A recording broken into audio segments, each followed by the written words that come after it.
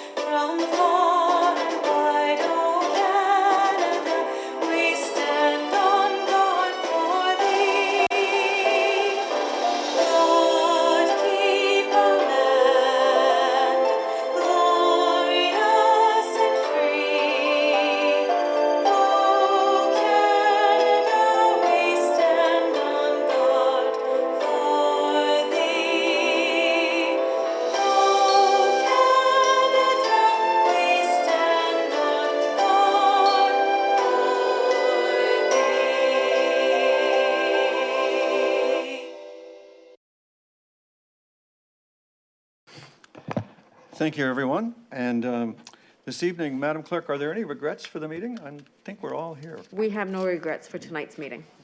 Well, let's keep it that way. Council, are there any declarations of pecuniary interest?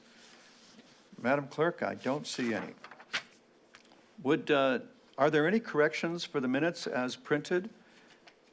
Not seeing any. Is there a mover and seconder for the motion to approve all the minutes? Councillor Dudek and Councillor Elgar, thank you for being so quick. This is moved that the minutes of the regular session of Council and the closed session of Council dated October 19th be approved, that the minutes of the special session of Council dated October 20th be approved, and that the minutes of the Planning and Development session dated October 26th and November 2nd be approved. Any objection? Madam Clerk, there is no objection and the motion carries. Council, we now have the three consent items. Is there a desire to pass the three? If so, can I have a mover and a seconder? Councillor Adams and Councillor Palmer. Any objection? Madam Clerk, there's no objection. The consent items are adopted. Council, that brings us to our first discussion item, and that is the COVID-19 update from our CAO. Ms. Closey, you have the floor and or the Zoom, however you like that.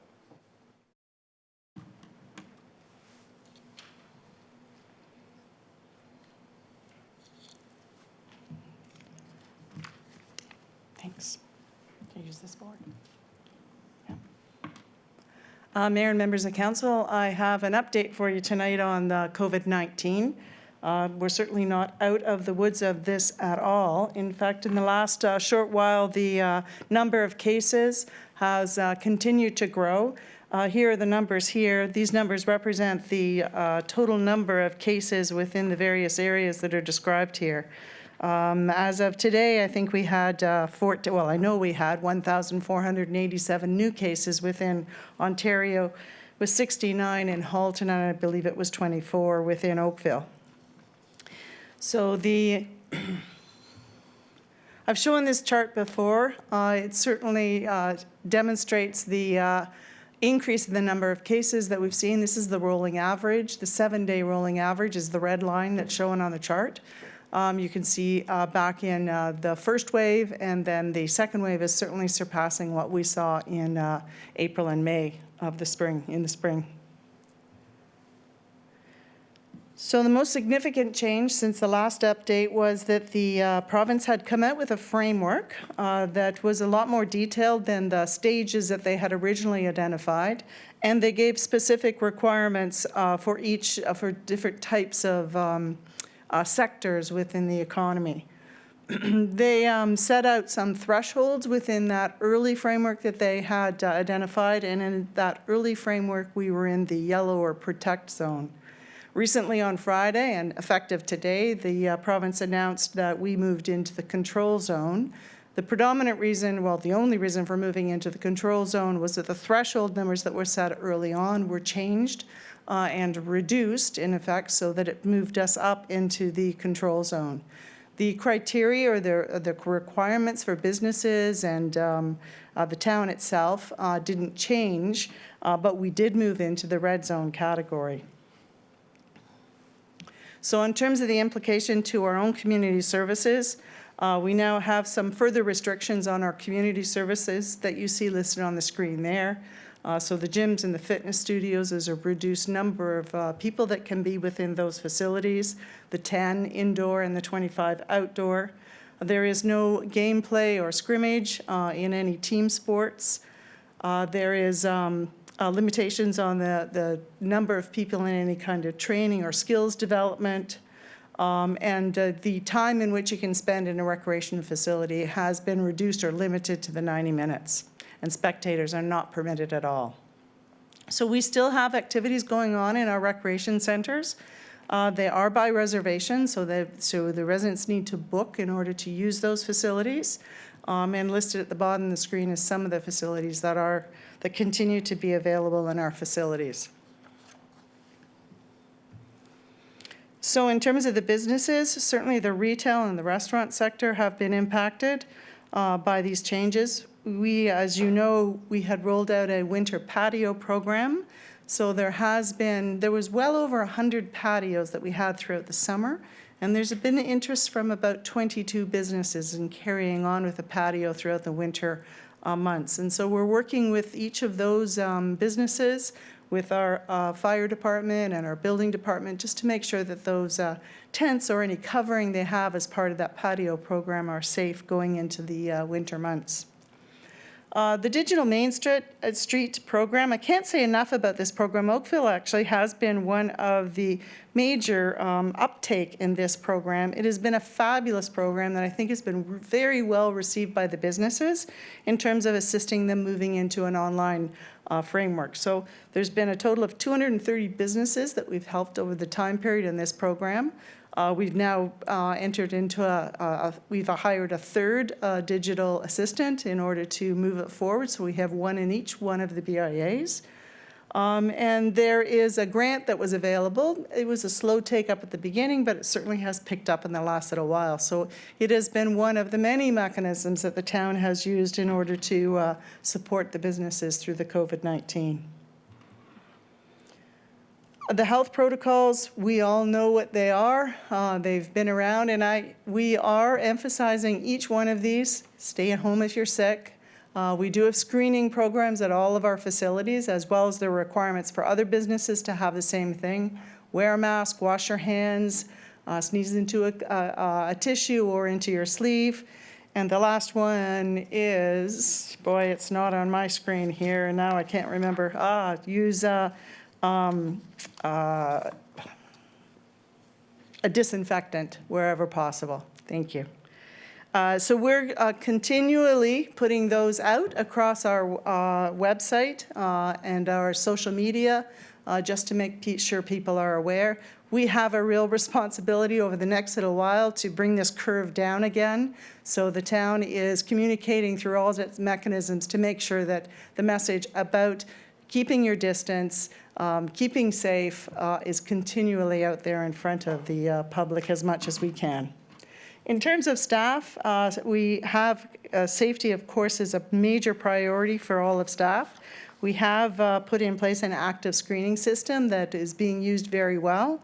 Masks are required, of course, in the workplace, and there's been a excellent compliance with that.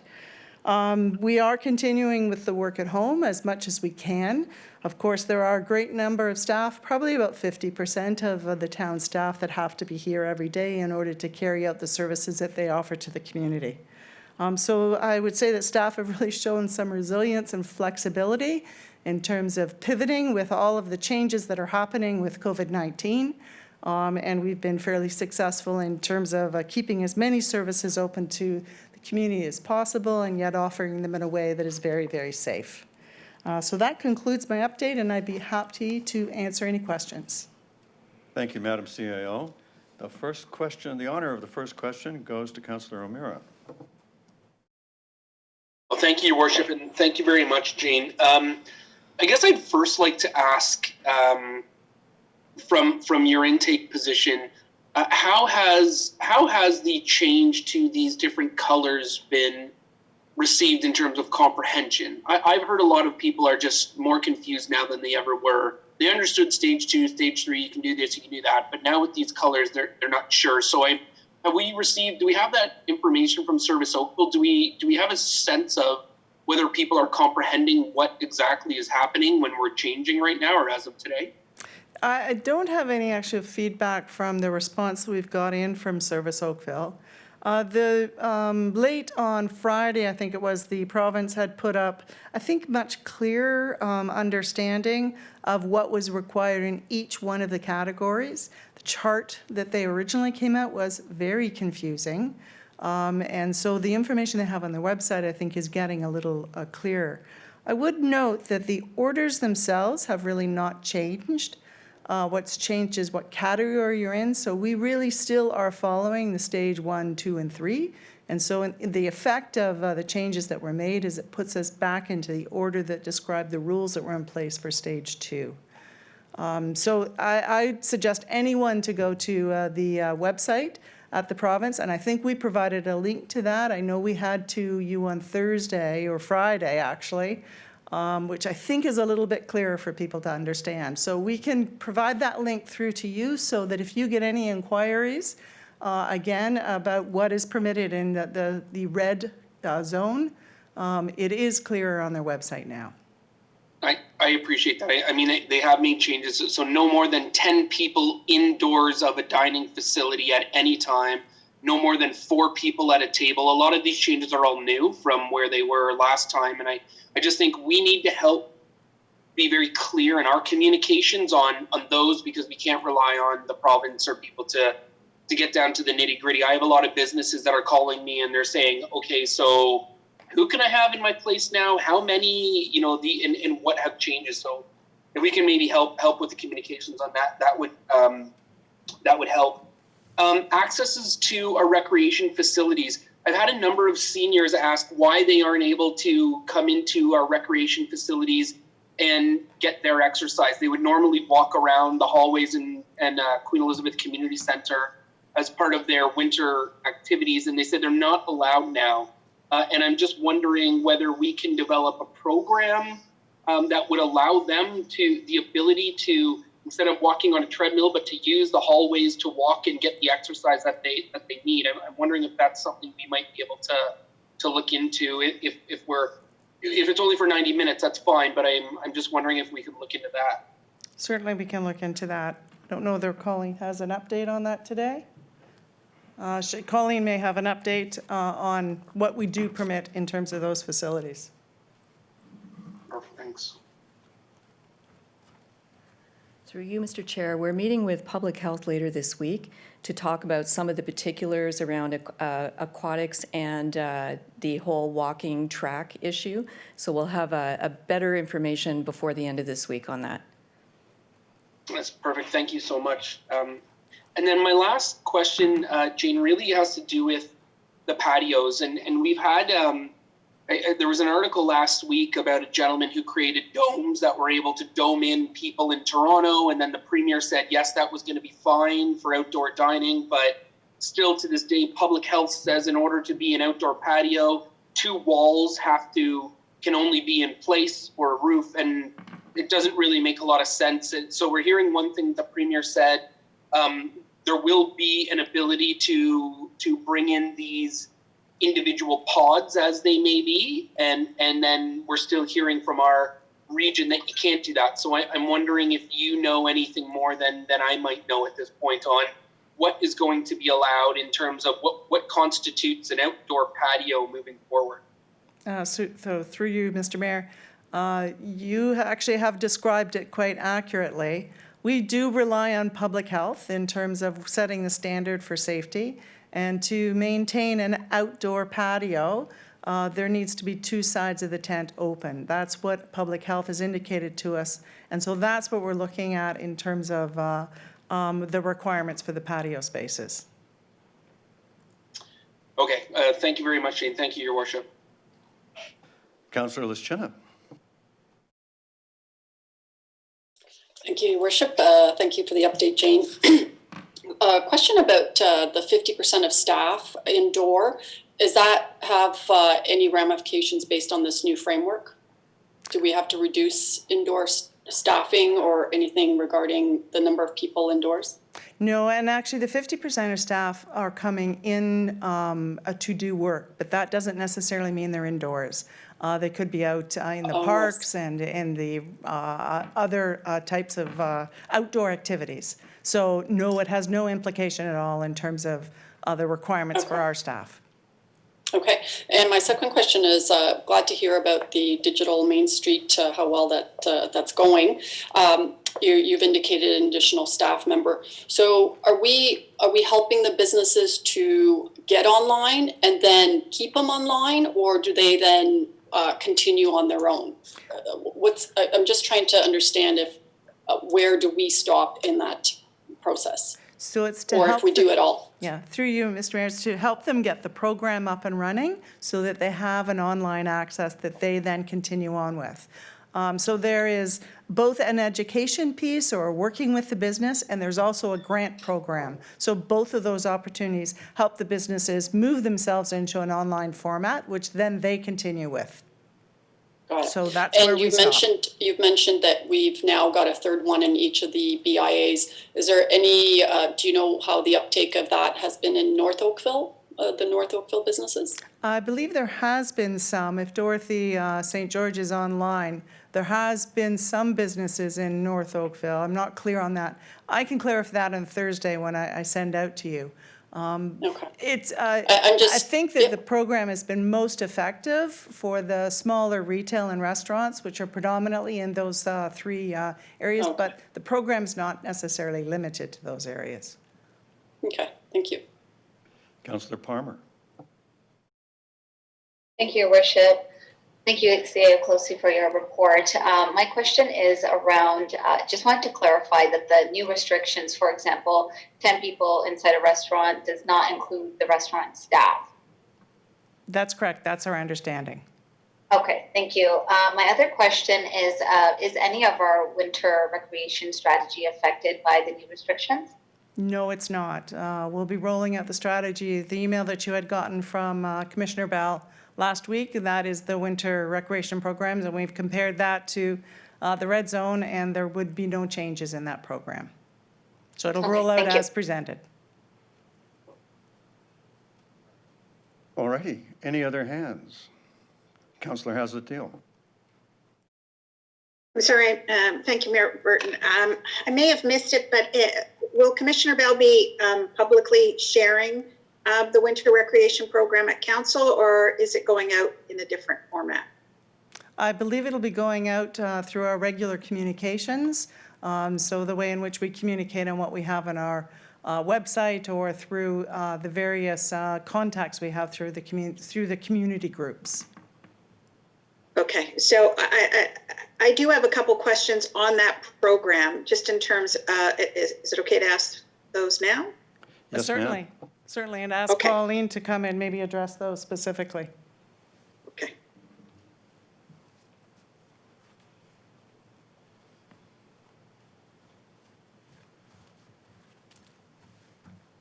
Commissioner Bell, thanks very much. Let me begin by saying I think it's a really creative effort on part of the team, just a fantastic way to try and make the next few months a little bit brighter.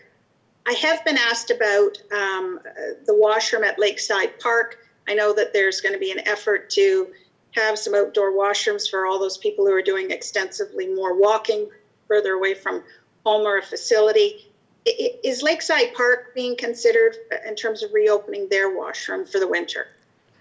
So through you, Mr. Mayor, one of the issues that we're running into with washrooms is the fact that the majority of our park washrooms were built for seasonal use, and we have very few that are winterized. One of the things that we are looking into is the possibility of infrastructure funding to winterize some of our washrooms over a period of time. So we are identifying those that might be good candidates.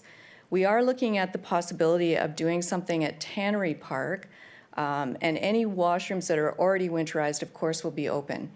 In addition to that, when we were looking at adding skating rinks in particular, we looked at trying to locate them near a community center so that the community center washrooms would be open. Because if you remember, in the first wave, they were not available to the public.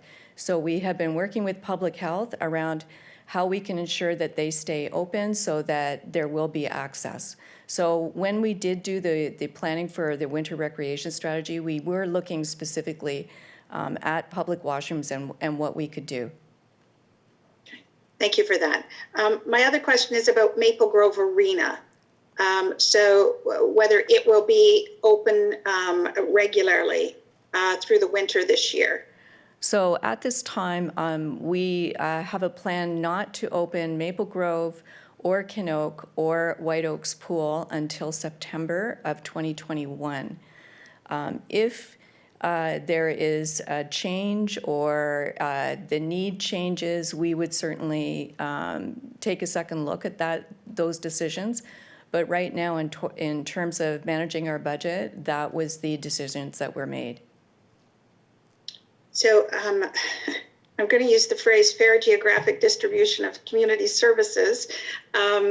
Maple Grove Arena would be one of the key arenas for the very southeast corner of Oakville. And while Councillor Giddings' a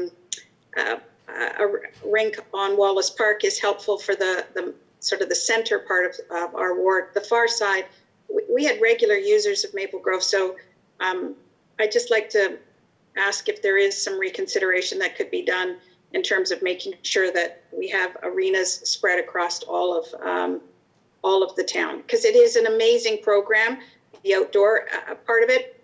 But if we can't give them an outdoor, it would seem to me we have a facility that it would be good to be able to open those doors through this winter. So, excuse me, when we were developing the winter recreation strategy, one of the considerations that we took into our planning strategy was the possibility that we could end up with a full lockdown where there would be either no access to indoor rinks or very limited access to indoor rinks, which is why you see that we focused on expanding the outdoor rink option, because the likelihood of outdoor rinks being shut down is much less.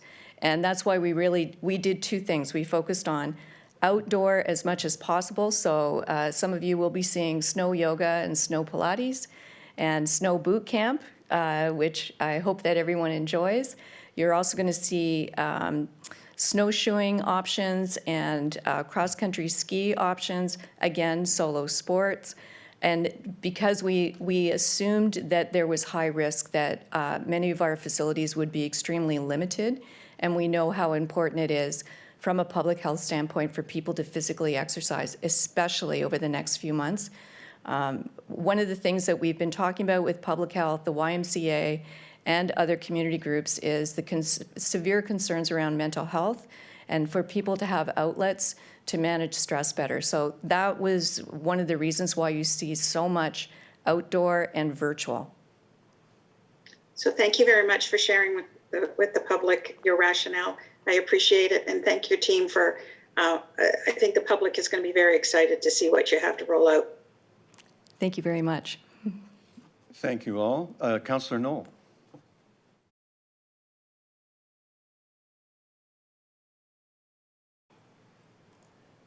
Thank you very much.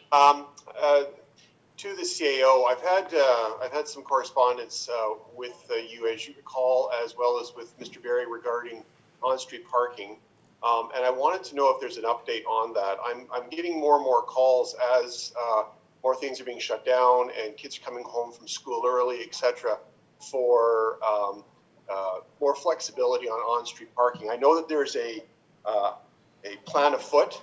I saw some detail from Mr. Berry on that, but I'm concerned that the delay and the complication of such a plan is just going to put this off too far, and it's going to cause more misery for people that are trying to accommodate their children are coming home, or caregivers, or people who are trying to hunker down in the midst of this. Is there a way that we could contemplate going back to basically allowing on-street parking without limits, again, on an interim basis, particularly in areas like laneway communities where there is no additional space to accommodate vehicles in driveways. Through you, Mr. Mayor, maybe to provide an overall update, and the issue has been that a lot of people are home. They can't park in their driveways, and so they're looking at parking on the road. They have a 15-day temporary permit that they can get. I think we've extended that to a 30-day, but now we're even running out of that. So people need an opportunity to park on the street. We are looking at doing a permit parking system for the area north of QEW. So that it would do the same thing that is available in North Oakville. The timing issue is a very good point because we would like to be able to bring it in with some technology so that it's easy for us to implement and get it up and running in place. The estimate that I heard from Jim recently was about 2 to perhaps 3 weeks. The other thing that we're talking about is there an opportunity to perhaps move it in on a pilot basis in some of the more difficult areas where there's the lane type of product or other issues that limit the parking supply. So I don't have all those specifics for you today, but we are looking at those different ways of bringing it in.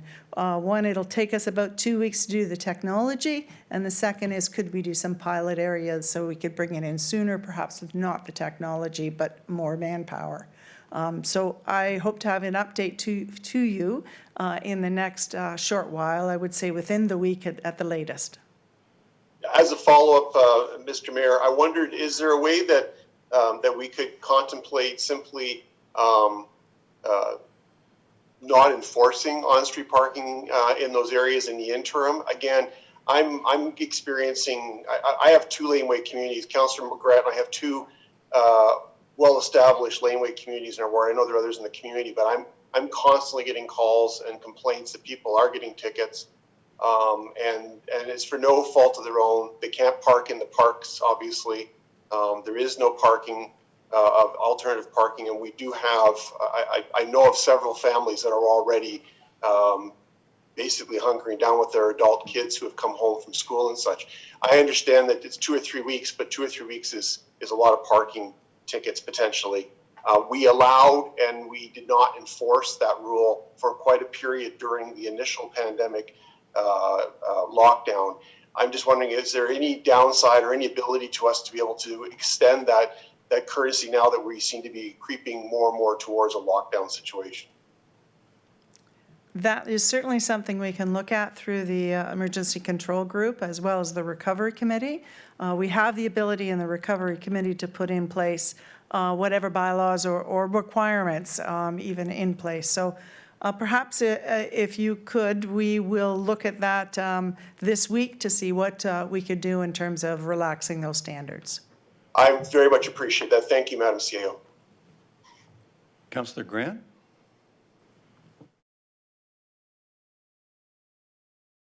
Thank you very much. Just to dovetail to a previous topic about the outdoor activities, I'm glad to see that we have so many outdoor rinks, but I do note that community rinks will remain unsupervised. So my question is, are we going to continue the ambassador program, the Parks Ambassador program that we had previously, or enhance that somewhat, just to make sure that when people are doing the outdoor activities that we are keeping to within the restrictions? I know that everybody will certainly want to follow the rules as best they can, but when you take a long trip to get to a park and see it packed, you think, well, maybe a few extra people wouldn't be a big deal.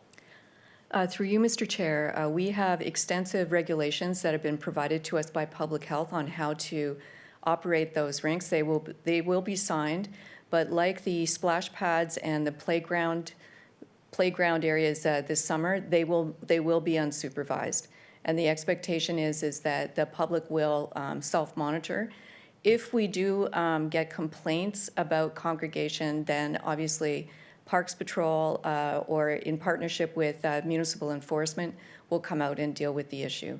But we had very few complaints last summer about heavy congregation around our splash pads and our playground areas. Okay, very good. Thank you for that. Thank you, Councillor Grant. Thank you, Council. A motion and a second to receive the information would be in order. Councillor Palmer and Councillor Chisholm, thank you. Any objection? Madam Clerk, there's no objection, and motion is carried. Council, we now can look forward to hearing from our Director of Engineering and Construction, Jill Stephen, on the update on Lakeshore Road reconstruction and streetscape. Welcome, Ms. Stephen. Thank you, Mayor Burton and members of council. Oops.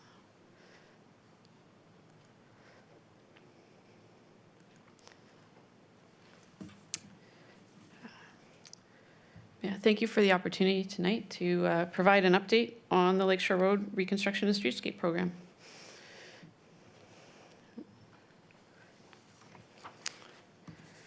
I'd like to start by saying thank you to the businesses and the residents of downtown Oakville and to the residents and visitors who have frequented the downtown area, shops and services during construction. We know that the construction and the associated detours and road closures have been disruptive, and we really appreciate their patience and their understanding as we undertook this major project. The good news is that we're nearly complete, and these photos just show some of the examples of the new streetscape, our wider sidewalks, and amenities that are available to enjoy by those visitors, shoppers, diners, residents of the area.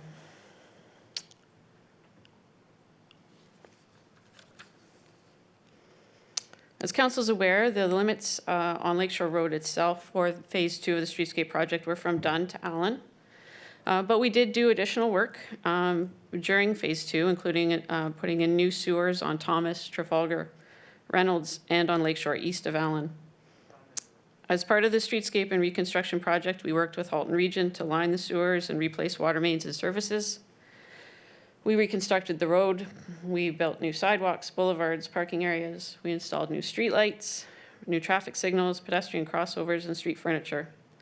The new streetscape incorporates the traditional elements that we heard were so important, while upgrading the materials, addressing our asset management planning through repair, rehabilitation, and replacement of infrastructure, and adding new features, including the electric vehicle charging stations. As of today, the underground work is complete, the road is paved, the sidewalks and boulevards are done, the streetlights are in, the trees have been planted, and the majority of the line painting is now in place.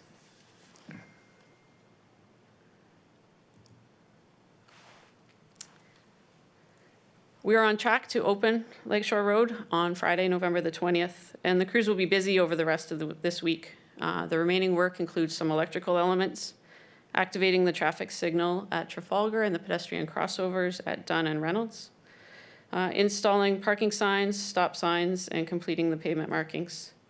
As well, we'll be resurfacing Lakeshore from Allen to Watson this week.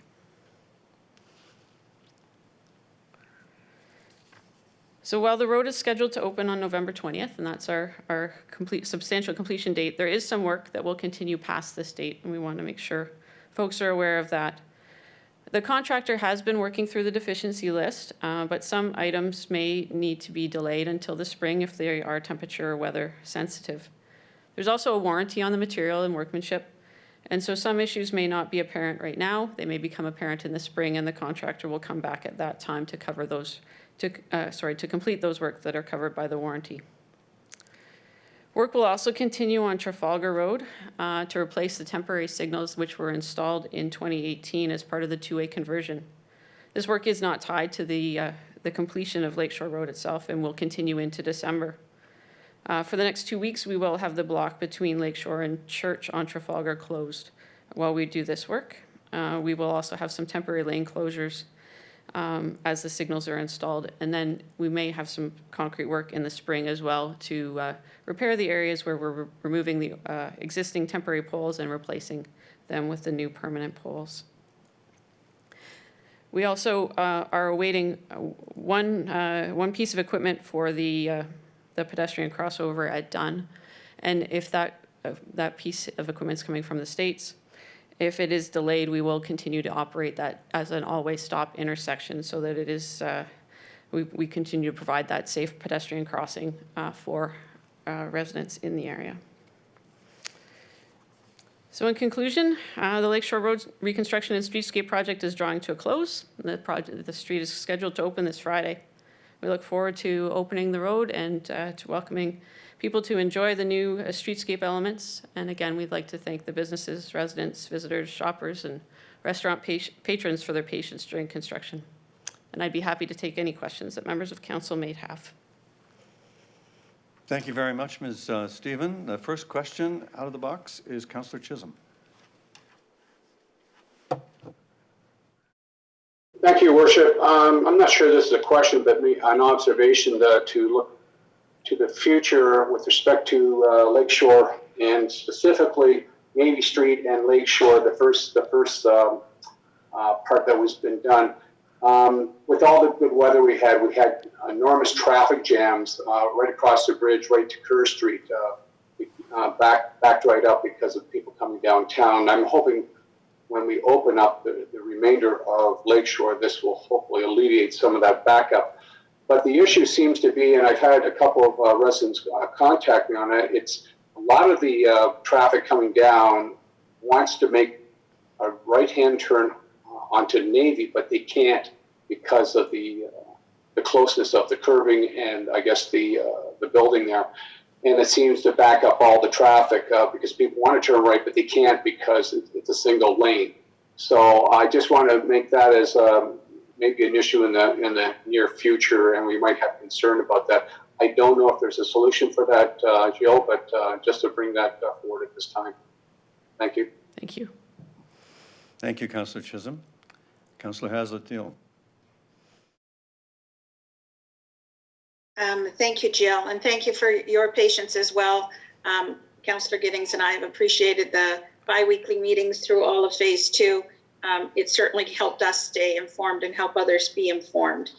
The one question that I get often from merchants is if they identify deficiencies, what they view as a deficiency in some of the work around their building, on the edges of their building, etc., what is the process for them to bring that to your attention now that we're coming to a conclusion? I know you have a deficiency list, but how do they know that work is on the deficiency list, and or what process will you communicate for them to bring that to your attention?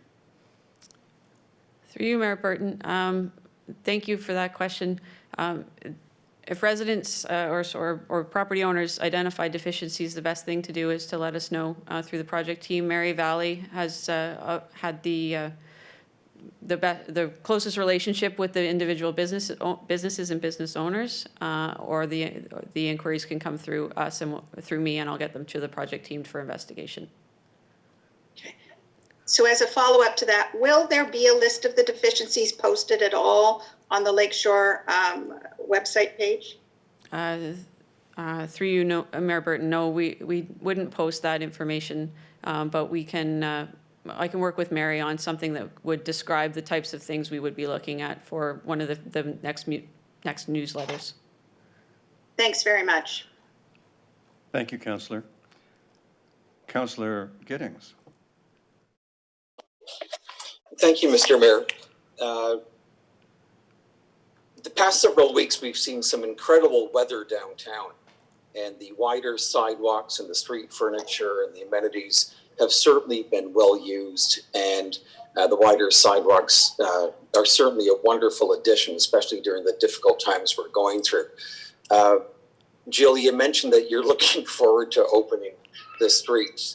Councillor Janet and I, and I'm sure the rest of the council, as well as the residents and retailers, share that sentiment. And during the summer and through the fall, we've had a number of retailers that have had a number of very strong sales, some of it due to the digital support that's shown, as well as the number of people that are going down. So we're looking forward to great things. Thanks. Thank you, Councillor. All right. Councillor Knoll. This isn't a question, this is a compliment. I had reason to spend my entire day in downtown Oakville on Friday. And as much as I love downtown, I don't get a chance to be down there as much as I would like to be.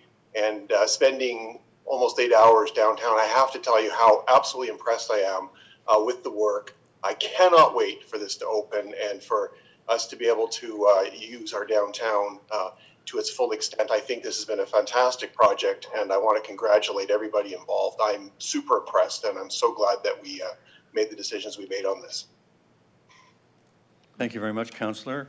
I do hope you'll all be able to be there Friday morning when we socially distancing and open it. What time is that set for, Joe? 8:30, Mr. Mayor. 8:30 in the morning for you early risers. All right. It would be in order for a mover and seconder to receive the report. Councillor Hazlitt, Thiel, and Councillor Giddings, thank you. Any objection? Madam Clerk, there is none. The report is received. Council, our next item is a presentation from John Vanderheiden, our Deputy Treasurer and Manager of Accounting, and our KPMG auditors. Yes, it's audit time, and COVID or no COVID, we continue to practice good business here. Mr. Vanderheiden, I see you. You have the Zoom or the floor or whatever it is, and we're all ears. Thank you very much, and good evening, Mayor and members of Council. Thank you for this opportunity to connect you with our auditors for this year as they outline their audit plan for 2020. And before I introduce them, I just wanted to touch on our year-end financial close process here at the town. The finance staff are already busy working and looking ahead to the plans we need to close our books for the year and then prepare the financial statements. And while some of our processes have changed here at the town, I don't think it'll have much of an impact on our year end, and that's a good thing. Most of our processes are quite digital already. In fact, last year, I think our auditors were out for about a half a day before they had to go home, and they had to do the rest of the audit remotely, and it worked pretty well. So I'm quite confident in our ability to close the end of the year, and hopefully when I present to you in May, I will be saying the same thing. With that being said, I want to introduce our audit team members tonight. A couple of them are joining us. The first is Matt Chiradelli. He's the audit manager and has been working on the town's file for a couple of years. Unfortunately, Matt had something come up and he's not able to join us tonight.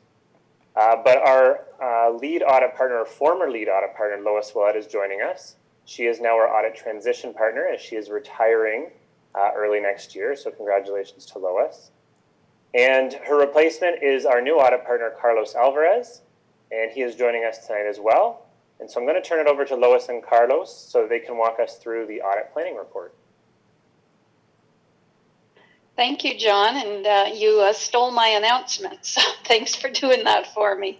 Yes, I am retiring in September, and so KPMG's policy is to have a transition year where both partners are involved in the audit so that it's a seamless transition and the knowledge that I have transfers over to Carlos. So we're going to tag team tonight, and I'll present part of the audit planning report and Carlos will present part of it, just so you can get to know him ahead of the year-end findings.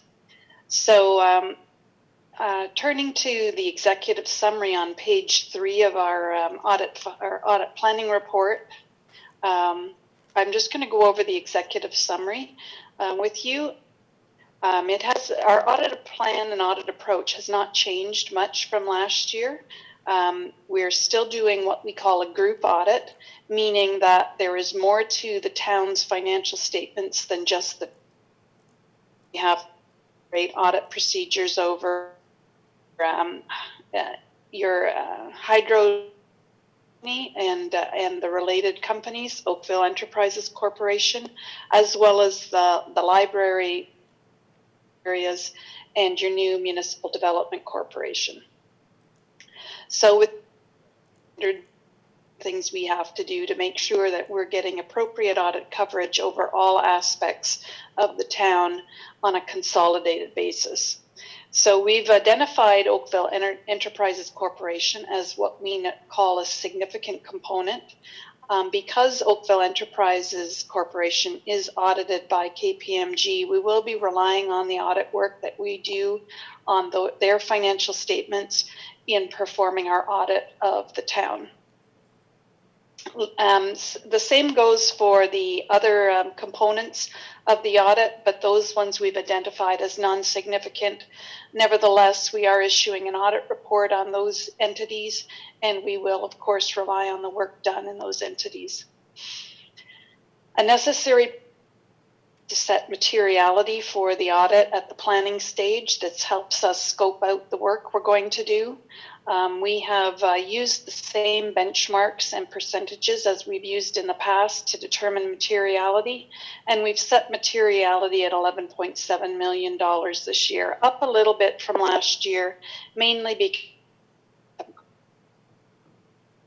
we use materiality, as I said, to plan the scope of our audit, and we ultimately use materiality to determine what is a material error in the financial statements when we're performing our audit procedures. What we don't use materiality for is to scope the individual procedures. In other words, we don't ignore everything that is less than $11.7 million. We use it to determine how to scope the audit work, but it is not the cutoff measure. The business risks that we've identified as being the focus of our attention have not changed from the past. So the same business risk that we identified last year are the risks that we're focusing on this year, and our planned audit procedures have not changed, with the exception of what we have to do to anticipate COVID-19, which Carlos will speak to. Thank you, Lois, and I certainly look forward to working with all of you, and I would be remiss if I didn't make the comment that Lois's retirement date is a soft date. I will have her on speed dial for many years to come, so thank you, Lois. I've known Lois for 20 years, so I certainly know her very well, and big shoes to fill, so thank you. Moving along in the audit plan, just after the executive summary, we've prepared a few slides just to talk about COVID-19. And I agree with Jonathan's comments just a few minutes ago in terms of the fact that you as a town were already very digital. But even with that being said, for every audit across Canada, we as auditors are required to respond to certain risks that are posed because of COVID-19. And these risks center around accounting implications as well as auditing implications. And there's a lot of material, as you can see on page 4, but to summarize, COVID-19, from an audit standpoint, is going to impact organizations very differently. We as a profession have certain things that we are required to look at in our audit file, such as impairments of assets, allowance for doubtful accounts, and things that ordinarily we wouldn't have to look at if COVID-19 was not in place.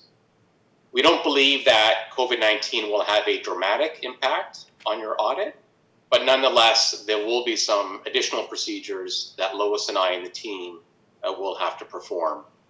Okay.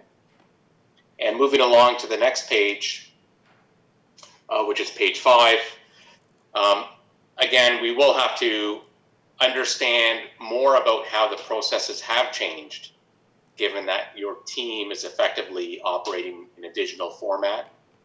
So we will have to document processes and ask some questions about, say, for example, procurement. How have you maintained an appropriate control environment, given that things have changed under COVID-19? Again, we don't believe it's going to be significant. It's just one of those things that we as auditors have to respond to in our audit file. The next few pages, beginning with the group audit scope, I believe Lois has already communicated some of the other entities that we perform audits on. The group audit scope remains unchanged from the previous year. Now, moving along, understanding that this document would have been pre-circulated, I wasn't planning on going through, the next slides in a lot of detail. But if we can actually skip to a dramatic change from an auditing standpoint, which is all the way back in page 18, there is a new auditing standard, which is relevant for all entities in Canada, and in fact, all entities globally. So the new auditing standard is called estimates.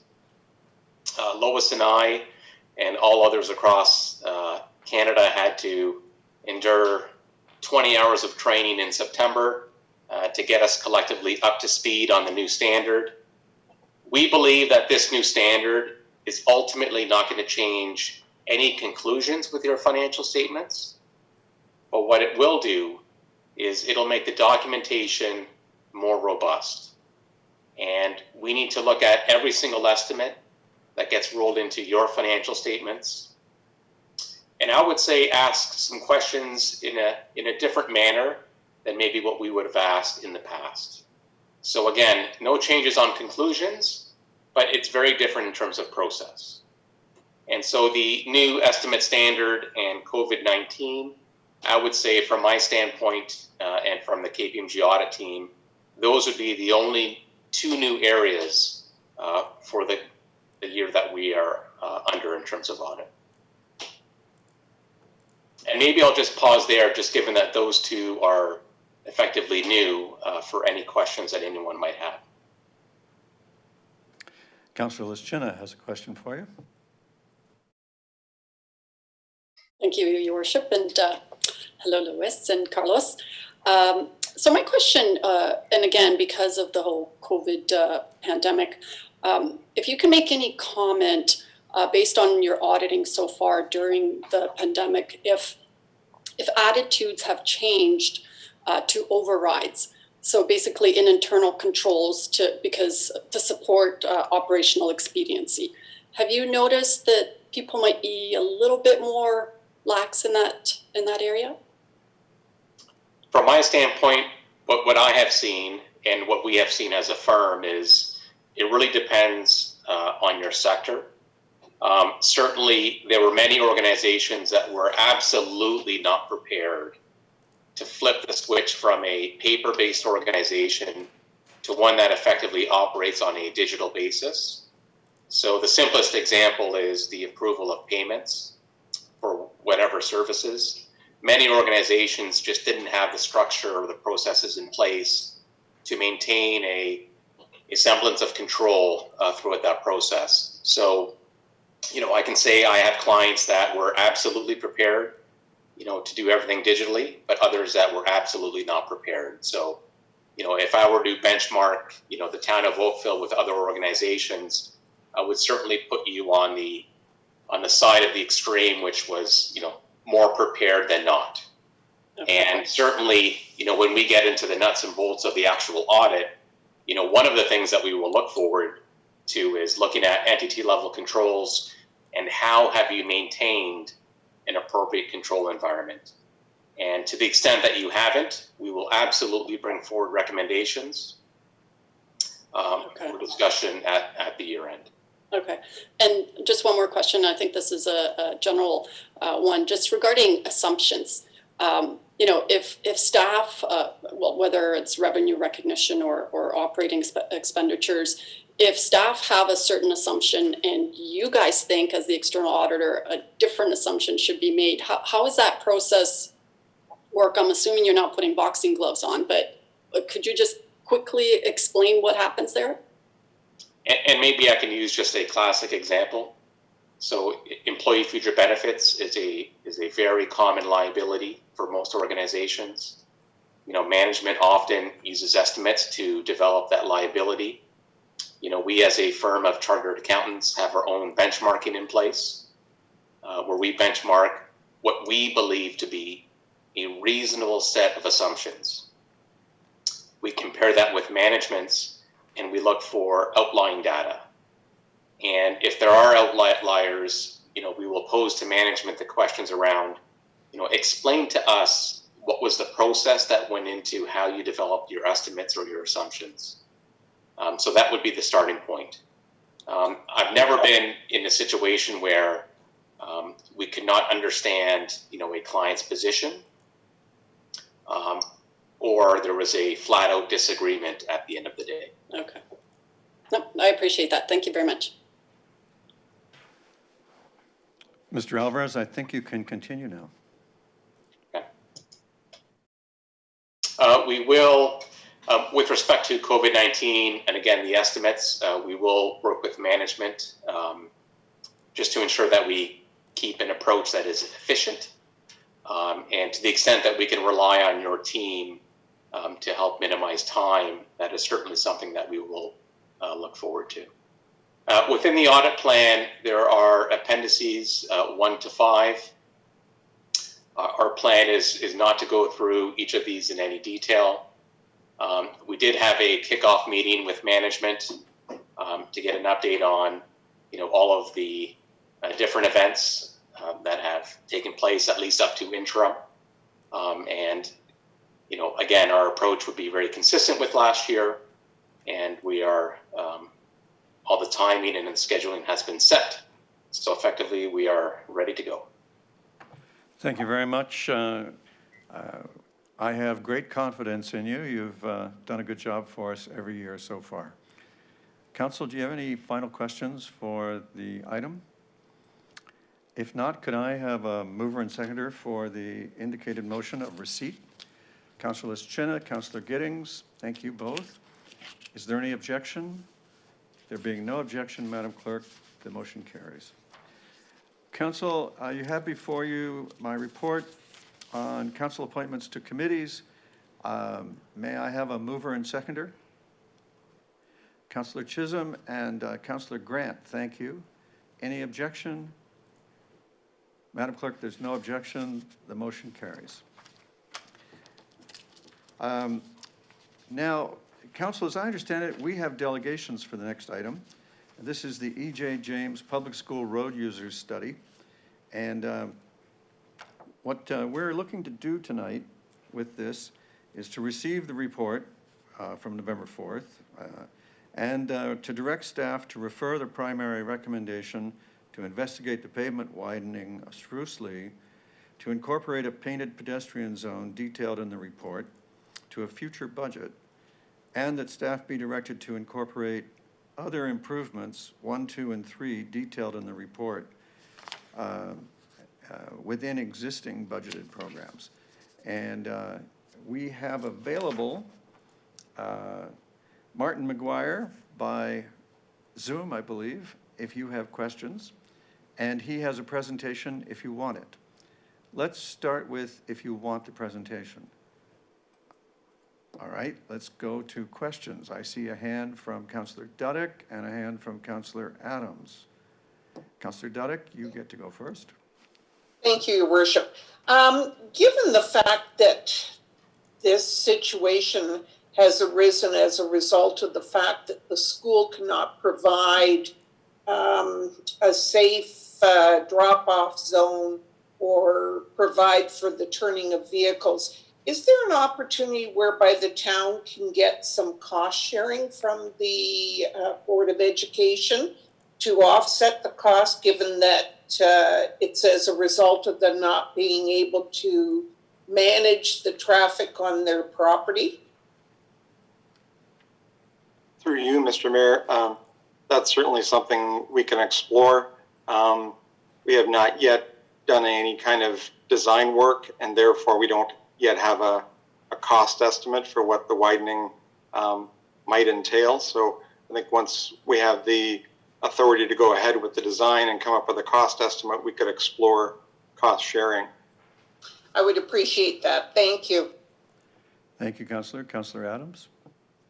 Thank you very much. Thanks for the report. And I just wanted to ask a clarification question regarding the second improvement regarding investigating the addition of a PXO. So I read that on page 165, and then on 172, it talks about it maybe not being warranted or not meeting the warrant requirement. And so I just want to understand, is the item number 2 to determine whether a warrant would be met in any case? Through you, Mr. Mayor, that's correct. It would just be an investigation to see where it would rank on our pedestrian safety program system. As you're aware, there's sort of a point system where there is pedestrian crossing demand. So we would look at where a potential crossover on Karen Croft would rank. Okay, so number one is, would it be warranted? And two, it would then have to rank up against all the other locations that are demanding funding of this type. That's correct. And I should also mention, there would be a bit of a challenge in terms of finding a location on Karen Croft that both serve the students' needs to get close to the school entrance, but of course we don't want to interfere with the existing lay-by. Right, thank you very much for that. And is that well understood by the interested parties? I fear that somebody might read this and go, yay, we're getting a PXO right away. Is it understood that it first has to meet a warrant threshold before we'd even consider putting one in? Certainly, based on my site meeting with the school representatives in late October, we just talked about the idea of exploring a PXO. Okay, so I just want to make sure that the public doesn't have this expectation that they're getting one right away. Thanks. Well, Councillor Adams, thank you for the note. When the budget chair issues that kind of comment, I think the public has got fair warning. To translate, there's a very long list of neighborhoods with a very wide range of points on the warrant system wanting PXOs, and quite a number of councillors with pet PXOs that they're anxious to get here. So there is a line. Madam Clerk, I think we could call the delegations. Our first delegation speaking to this matter is Scott Weller. Mr. Weller, welcome. Council looks forward to your information and your questions.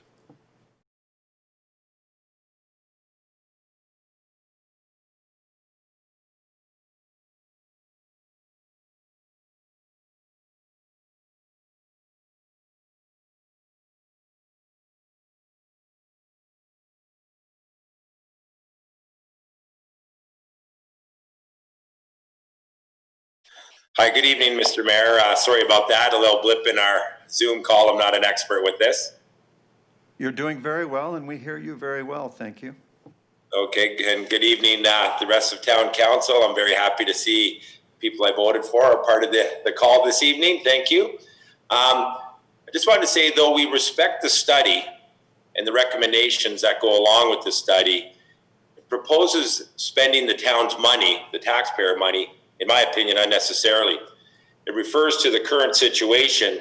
However, let's understand that the situation is only about 7 buses. That's it. 7 buses that in the future we know will be built smaller and hopefully electric as well.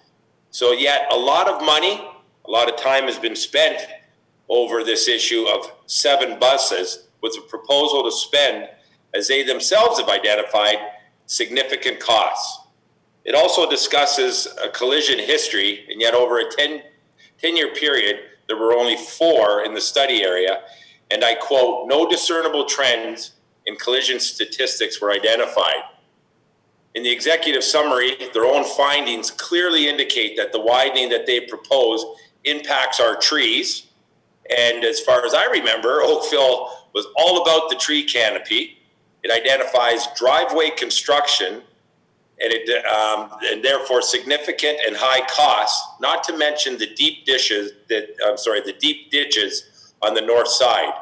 It doesn't even go in to mention the hydro lines along the north side of Spruce Lee and the safety aspect of our children walking near these hydro lines, which if we were to widen the road, it would definitely bring children closer to these hydro lines along the north side. And we all know that studies have clearly identified historically that hydro lines are not safe in any way, especially for children to be going near them. So I'm surprised we would be considering them. All their other proposals had a common denominator, and that was high cost in a time when we need to focus on spending elsewhere, or in my humble opinion, not at all. These are troubled times, as we've all clearly identified. We do have other options that were missed here. The first option is to move the buses to to the front of the school where the current PUDO, which is pickup drop-off, is.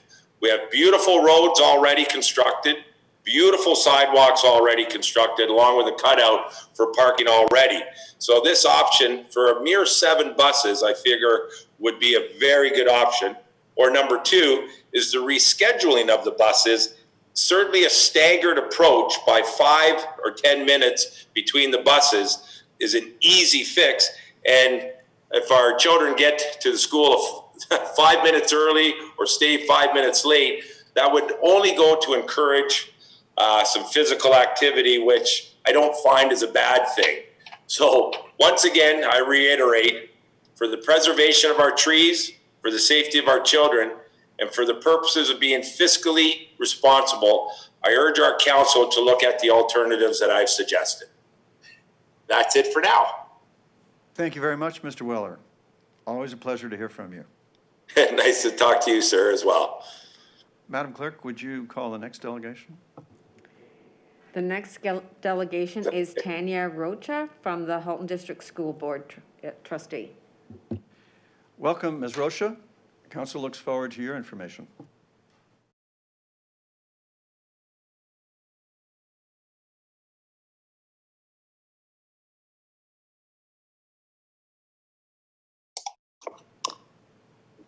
Can you hear me okay?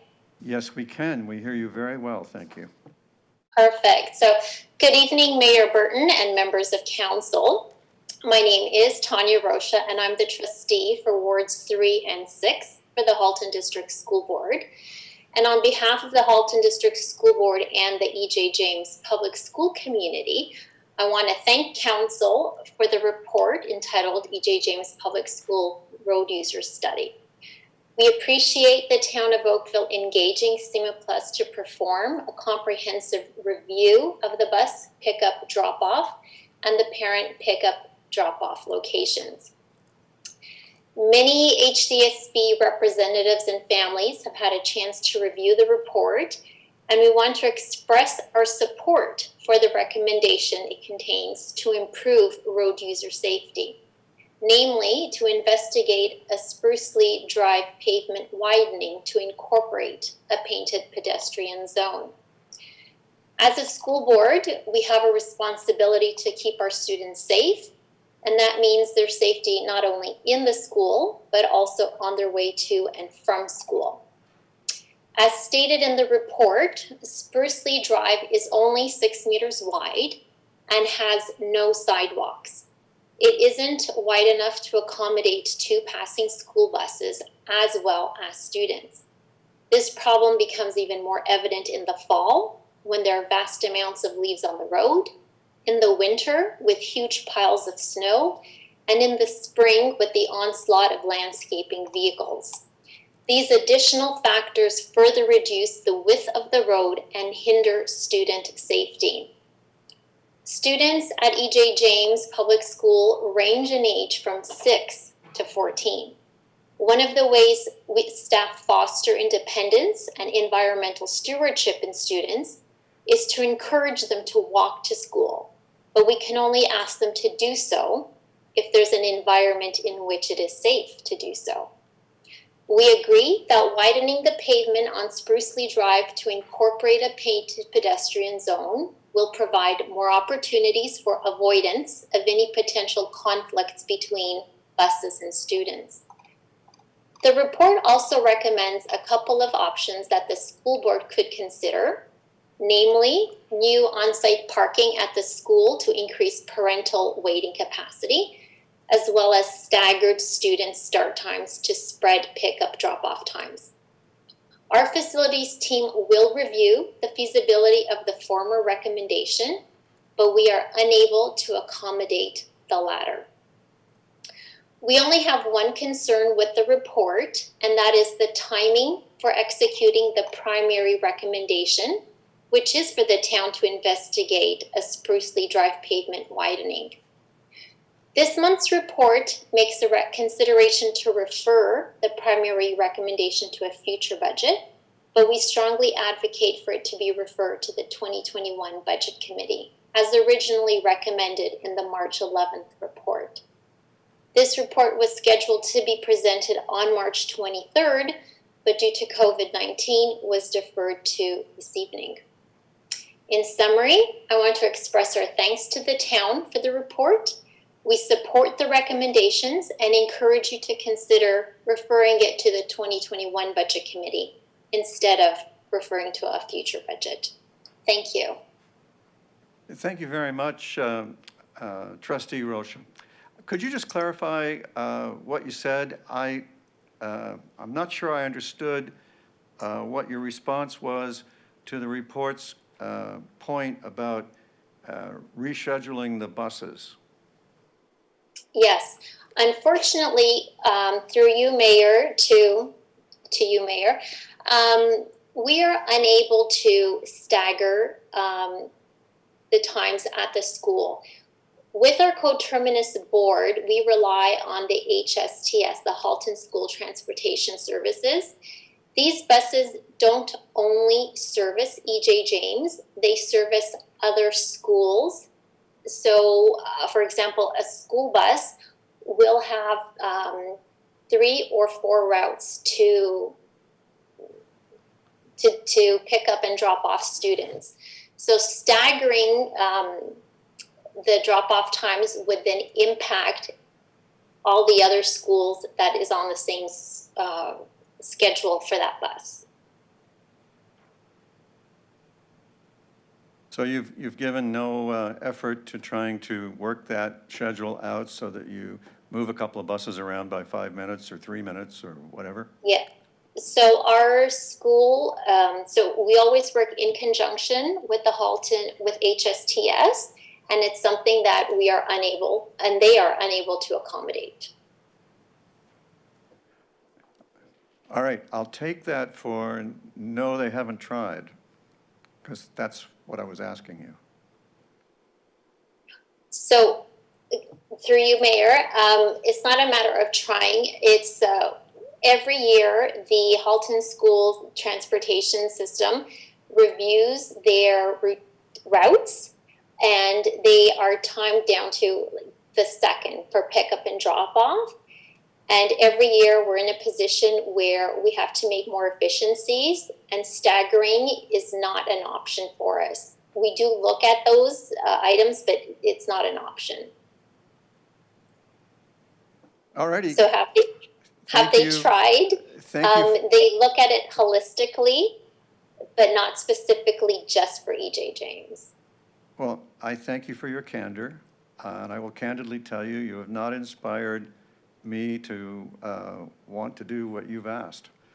But let's turn to the rest of council. I have Councillor Giddings and Councillor Sanju, and I'm sure there'll be more. Councillor Giddings and then Councillor Sanju. Thank you, Mr. Mayor. Through you, thank you, Trustee Rocha, for calling in this evening. I've spent a lot of time watching the buses and the traffic on Spruce Lee in front of the school. As Mr. Weller mentioned, there are 7 buses. Do you think, I know it's hard to guesstimate future needs with what the HDSB is going through. Is 7 buses what you expect in the short term or long term, or do you expect more or less? Through the mayor to you, Councillor Giddings. So this year, we're actually only using 6 buses due to COVID and less students at the school. To determine future use, I'd have to look at our long-term accommodation plan to see what the student expectations are over the next 10 years to give you a fair answer. I could get that information to you this evening if you're interested. No, I was just curious. With 6 buses, we've got 3, with 6 vehicle movements, we've got 3 of them passing each other at some point. And further to the mayor's comment, surely we can figure out a way of delaying one by a minute or a couple of minutes, or having 2 go through in a bunch and unload immediately back to back and clear the area. So I encourage the HDSB transit folks to look at that, because I'm sure that that could be readily done in terms of stacking or just making sure they're clear of each other, so we have safety on an ongoing basis until such time where this may come through the budget. Thank you, Mr. Mayor. Thank you, Mr. Giddings. Councillor Sandu. Thank you, Mayor Burton. Thank you, Trustee Rocha. This is really helpful to all of us, and I think that everybody can appreciate how great of a school E.J. James is, and we want to continue to support the community as much as we possibly can. I'm hoping that you can just help me clarify some confusion on my part. Can you, or do you have the information readily handy for how many students are currently at E.J. James, and is the school at redline capacity right now? Right now, there are over 400 students that attend this school. I'd have to take a look to see what our student numbers are supposed to look like over the next 10 years. But I don't have that information readily available. Are you at capacity right now? Do you know offhand? No, they are not. Okay. So I think that my concern is, at least from our perspective here in the north, is that we've got a number of schools that are at or over capacity. And they tend to be able to move their students where they need to, even through construction zones. So I think I'm sitting on the same side as the mayor at this time. I think that we should be able to at least go back and have an additional discussion. I appreciate the fact that you've had initial conversations and they've got to map things out for the entire region, much less just for the town. But I think that it certainly would be impactful if we're able to go back and maybe push a little further. If there's any way that we can support it, council, and from that perspective, I'm sure all of the council would be happy to do so.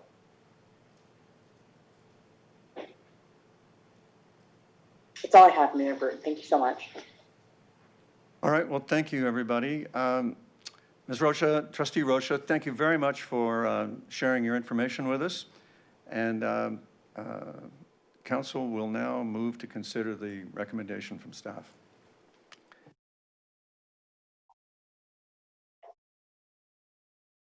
Or maybe they won't. Councillor Duddick. Councillor Duddick, then Councillor Giddings. Your worship, is if Councillor Giddings wanting to move it, I am seconding.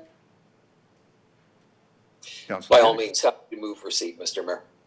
All right, Council, it's the staff recommendation is moved by Councillor Giddings and seconded by Councillor Duddick. Is there any objection? Madam Clerk, there's no objection. The motion carries. Council, you now have the 2022 municipal election preparation report, and we need to receive that with a mover and a seconder. Councillor Adams and Councillor Elgar. Any objection? Madam Clerk, Councillor O'Meara.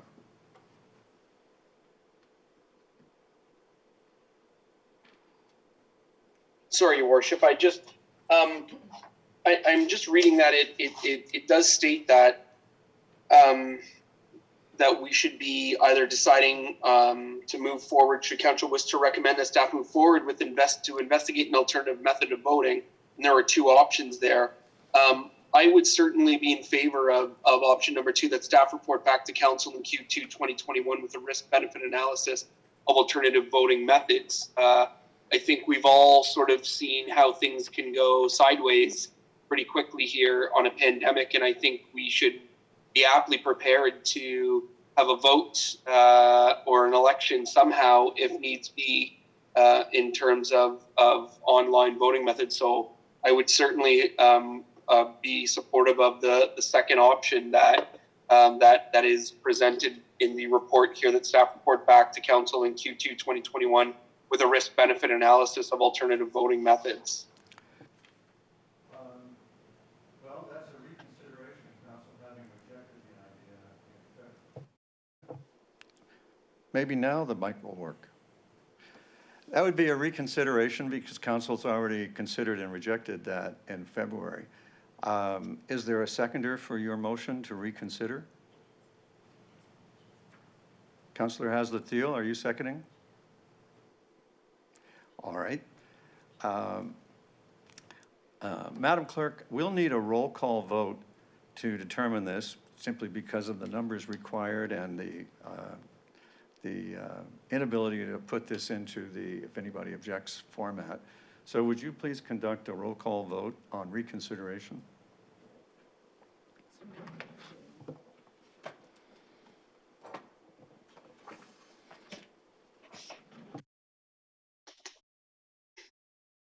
I'm sorry, I should have said recorded vote, but it amounts to the same thing.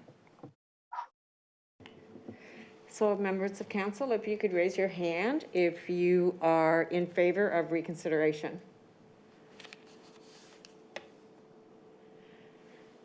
So we have Councillor Haslett-Thiel, Councillor Duddick, Councillor Giddings, Councillor O'Meara.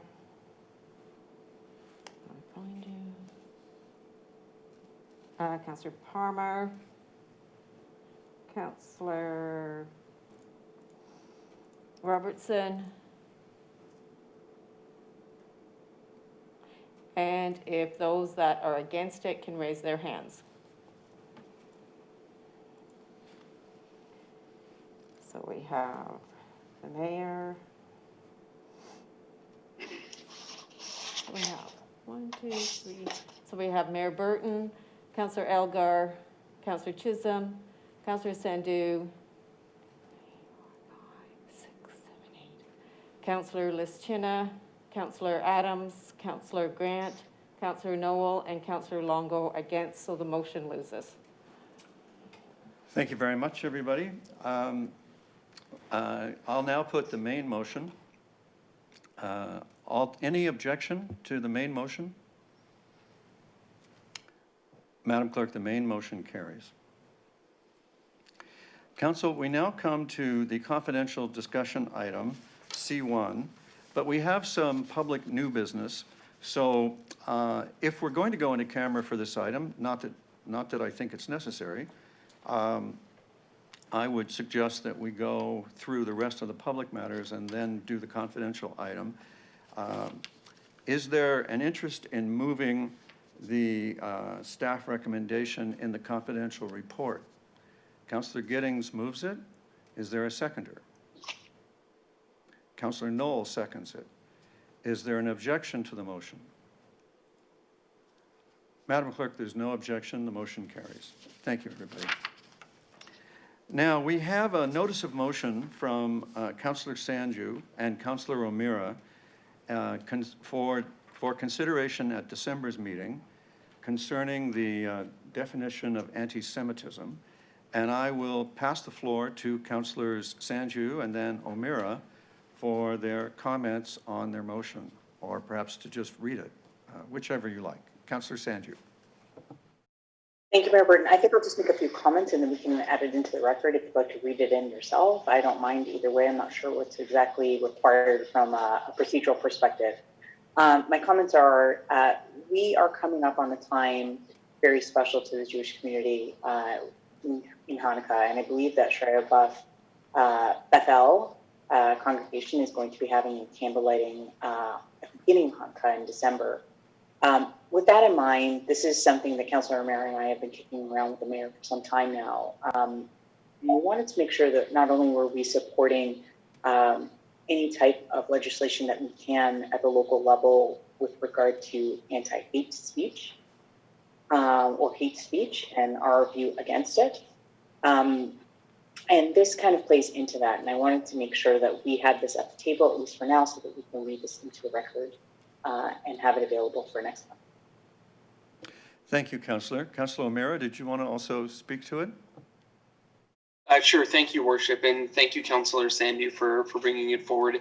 You know, we live in heightened times right now where there are many things circulating online, and there is a certain resurgence in right-wing sort of rhetoric and hate speech and all the things that come along with that. And we have certainly seen a resurgence in anti-Semitic comments and actions and and voices that we in Oakville, I firmly believe, do not support and will outright speak against and condemn at every option that we have. And I think no better a time than now to do that, to reaffirm our position on where we stand in terms of acceptance of all people and faiths and races and religion in our communities. So I'll leave it with that. And thank you, Councillor Sandu and Your Worship, for working together on this one.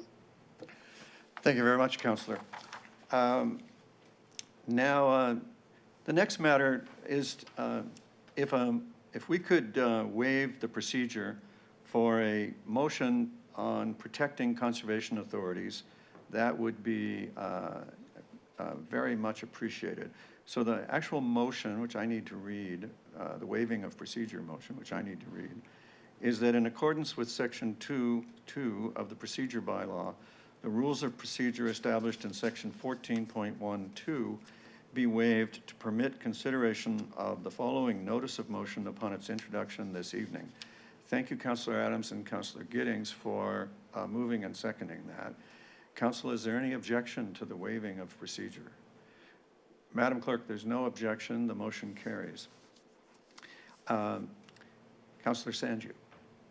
I'm sorry, Your Worship. Were we supposed to also do that for the notice of motion previous? I beg your pardon? Were we also supposed to do that for the notice of motion with regard to the anti-hate or anti-Semitism as well? Were we supposed to waive motion or waive procedure there as well? We didn't. You had indicated that you wanted to do it at the December meeting. I'm fine with you. Read it into the record then. I'm fine either way. I just wanted to make sure we were doing everything kosher, so to speak. Well, we're also doing it by the book.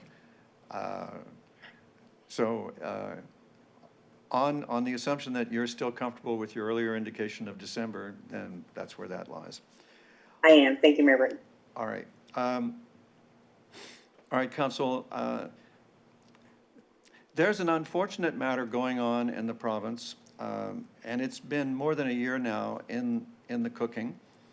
And it is to, and I don't think this is too extreme a way to describe it, to gut the conservation authorities. And I regret to tell you that there are quite a number of conservation authorities who do not seem to be as well loved as Conservation Halton is by its municipalities. We and some other conservation authorities who are well loved by their municipalities are attempting to mount a rearguard defense of the species. Buried in the budget, or perhaps not so buried because everybody's noticed it, are two matters. One, which I think could fairly be described as harming, or if not gutting, the Endangered Species Act, and this attack on the integrity of conservation authorities. And so with that introduction or preamble, I'd like to read the motion that I have brought before you and that Councillor Dudek has offered to second. Whereas the town of Oakville has been well served by both Conservation Halton and Credit Valley Conservation, whereas we rely on the watershed expertise provided by local conservation authorities to protect residents, property, and local natural resources on a watershed basis by regulating development under the Conservation Authorities Act, ensuring compliance with the regulations, and engaging in reviews of applications submitted under the Planning Act. Whereas new legislation introduces changes and new sections that could remove and/or significantly hinder conservation authorities' participation in and support of local planning appeal processes and their ability to protect development from natural hazards. And whereas the changes allow the minister to make decisions without consideration of local conditions, the Conservation Authority Board approved policies, watershed data, and technical expertise, whereas the legislation suggests that the minister will have the ability to establish standards and requirements for non-mandatory programs which are negotiated between the conservation authorities and municipalities to meet local watershed needs. Whereas municipalities believe that the appointment of municipal representatives on conservation authority boards should be a municipal decision, and the chair and vice chair of the conservation authority boards should be duly elected by the boards. Whereas the changes to the duty of members in the legislation contradicts the fiduciary duty of a conservation authority board member to represent the best interests of the conservation authority and its responsibility to the watershed. Whereas conservation authorities have already aligned approaches through memorandums of understanding with local watershed municipalities to reduce delays, avoid duplication, and improve service delivery for all clients. Whereas changes to the legislation will create more red tape and costs for the conservation authorities, their municipal partners, and cause delays in the development approval process. And whereas municipalities value and rely on the natural habitats and water resources within conservation authority jurisdictions for the health and well-being of residents, municipalities value conservation authorities' work to prevent and manage the impacts of flooding and other natural hazards, and municipalities value conservation authorities' work to ensure safe drinking water. Therefore, be it resolved that the province of Ontario work with conservation authorities to address their concerns by repealing and/or amending changes to the Conservation Authorities Act and the Planning Act set out in Bill 229, that the province of Ontario delay enactment of clauses affecting municipal concerns, that the province of Ontario provide a longer transition period up to December 2022 for non-mandatory programs to enable coordination of conservation authority and municipal budget processes, that the province respect the current conservation authority municipal relationships, that the province embrace their long-standing partnership with the conservation authorities and provide them with the tools and financial resources they need to effectively implement their watershed management role, and that a copy of our resolution be forwarded to Premier Ford, the Minister of the Environment, Conservation and Parks, our local MPPs, our local MPs, Prime Minister Justin Trudeau, the Minister of Environment and Climate Change, the leaders of all opposition parties, Halton Region, the City of Burlington, the Town of Milton, the Town of Halton Hills, Conservation Halton, Credit Valley Conservation, the Association of Municipalities of Ontario, and be made publicly available.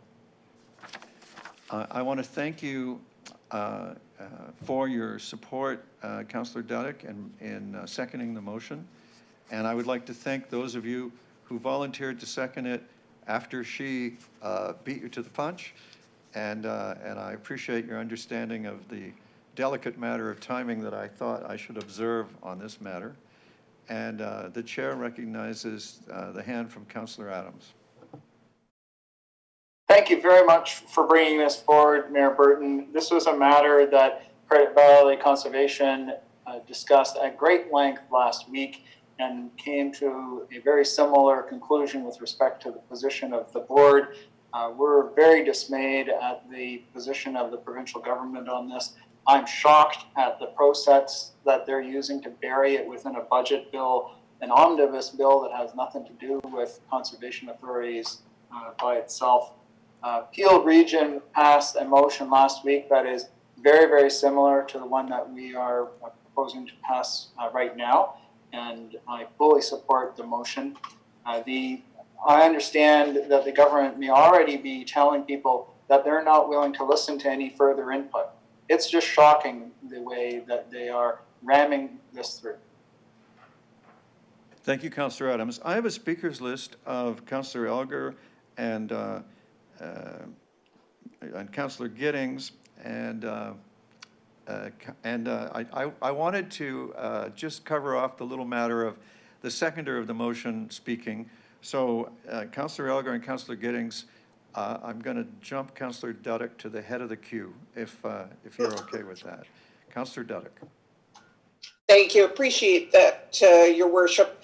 I'm very, very pleased, as obviously, as you indicated, others were also willing to support this. And just to build on what Councillor Adams said about rushing this through, I find it very, very ironic that at a time when we're dealing with a major pandemic, that the government chose this time to put something like this through, and as pointed out, with very, very little, none consultation as far as I know. And we on council here make a point of never having major decisions taking place when we know members of the public cannot participate in that process. So I find that very ironic. Their lack of consultation is also very similar to their lack of funding. And today, during discussions we had at Halton Conservation Board, we were reminded that the province, in fact, only provides 1% to 2% of the funding for these authorities. So how they expect us to, blindly take what they're indicating we should be doing when they're not willing to fund these authorities properly so they can do their bit. There's also a clear lack of transition. From what I understand in speaking to our CAO at Halton Conservation, they anticipate at the best case scenario, we'd be looking at 2023 in order to have some sort of a smooth transition. And there's no indication of that. Our enforcement tools are being removed. And again, for Halton Conservation, 95% of our permits are being approved and processed within a 30-day timeline. So how they expect to streamline things to expedite it even more is beyond me. Plus the fact they're now going to LPAT, which I find so ironic given the fact that the majority of people I talk to in the community clearly do not have the belief that LPAT is going to be doing decisions that are in the community's best interest. There seems to be a clear bias towards a developer lens. And with that, I will leave my comments. Thank you, Councillor Duddeck. Councillor Elgar and then Councillor Giddings. Thank you, Mayor Burton. Through you, I guess it's hard to believe what has happened. In 1946, Conservation Authority came into being because of Conservative leader Leslie Frost, and it was for nothing, severe flooding and erosion, and that seemed to work. And there was a lot of funding from the provincial government. They could see it needed to be done. We had the 1954 Hurricane Hazel. But then, and that went along fine until the 1990s. And then came along the Red Tape Reduction Act from the Progressive Conservative government, and they gutted the budget for conservation authorities from 50 million down to 8 million. So you can see where this is going. It's 8 million. In 2000, they further cut the budget by 5%, and they cut it down to 7.6 million. In 2012, the Liberals took another kick at it, and they cut it 2% to another $7.448 million. And then in 2019, the Progressive Conservative government cut it again by 48%, and they only threw $3.58 million at all the conservation authorities, which there are 36 of them in Ontario. You can't even comprehend why they would want to get rid of the conservation authorities. But if you do take a look at that, a note that came out from Build, which is a lot of builders and developers, note last week, November the 10th, where they said why they're doing it. It was to improve efficiencies, consistency, transparency, and oversight of the conservation authorities. And that seems to be exactly what is happening right now with what they're trying to do, is bury it inside an omnibus bill where it's a spec for the Progressive Conservatives. But of course, they don't stop there. And you already mentioned they're also looking at gutting Endangered Species Act. So stay tuned, and I just hope everybody gets to their MPPs and lets them know how they feel. So I want a recorded vote on this when we get to it, but after what I heard today, it may already be too late the way things are going. But let's hope. Well, there's a rumor that Ontario still has elections, so it's never too late to try to change a government's mind. Councillor Giddings. Thank you, Mr. Mayor. Councillor Adams and Dudek and Elgar said everything so very clearly. It's obvious that the CH meeting sounded very similar to what Councillor Adams went through at Credit Valley, and I appreciate Councillor Elgar's asking for a recorded vote. And so with that, thank you very much. Thank you, Councillor Giddings.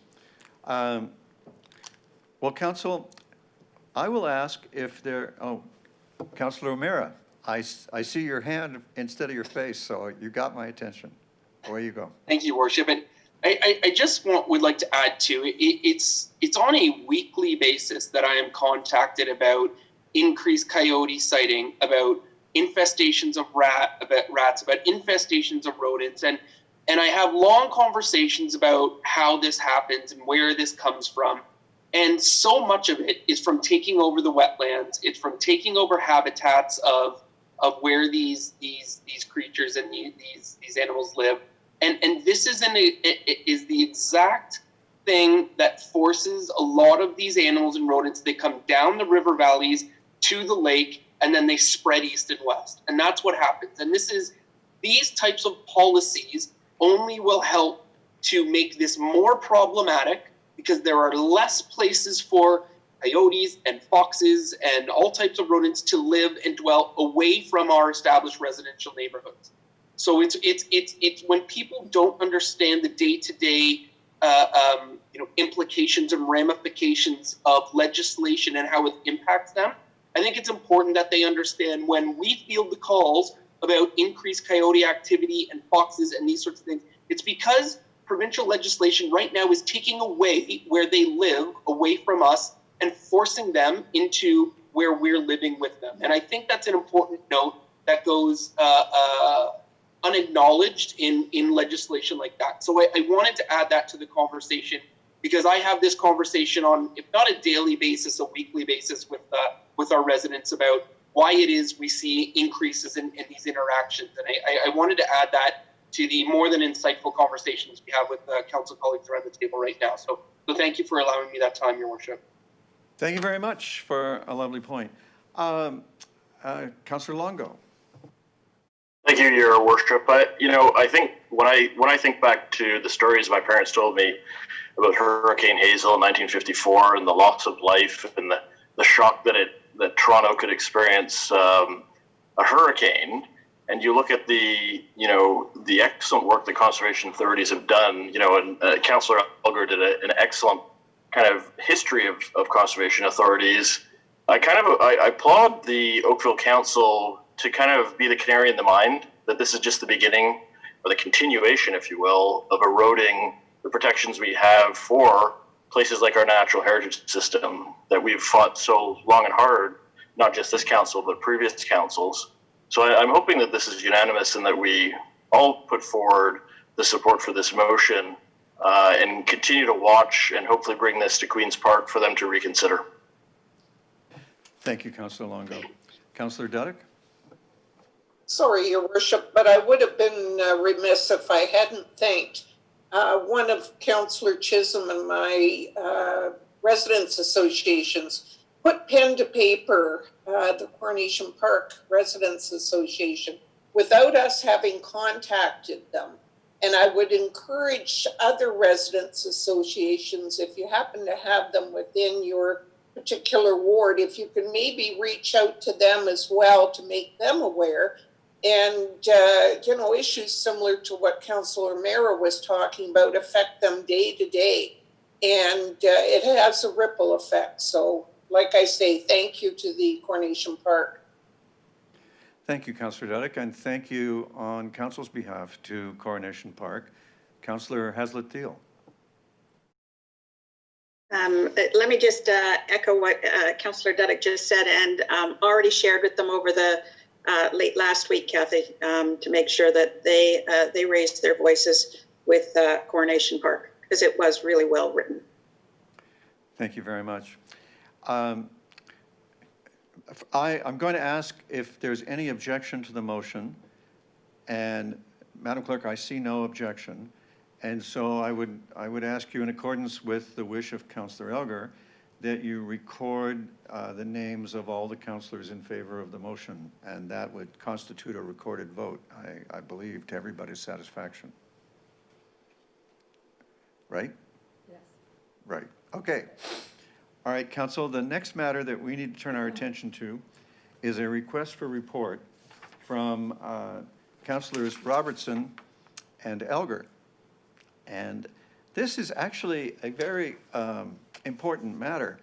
So the request report reads that staff report back in 2021 with options to address safety and environmental concerns arising from the use of fighting kites on private and public property.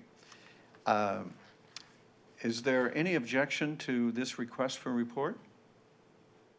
Madam Clerk, there's no objection, and the request is approved. Council, I've been impressed with the information that many of you have brought forward in the last few weeks, and the residents who have also done it, about what a widespread problem this is in terms of up north over the open fields, and even down in our parks and other places over the lake. And the downed lines from these kite fights have turned into a major nuisance and hazard even. So staff and I will be looking for the most expeditious way we can begin to address this through our nuisance powers. We have municipalities don't have that many powers, but one of them is the power to regulate nuisances, so we'll get right on that. I believe I saw a hand from Councillor O'Meara. Councillor O'Meara? Yeah, sorry, Your Worship. I did have a question on the status of outstanding issues here, and I'm not sure if we jumped over that one a little bit, but when the time's appropriate, if you might allow me to ask a question there.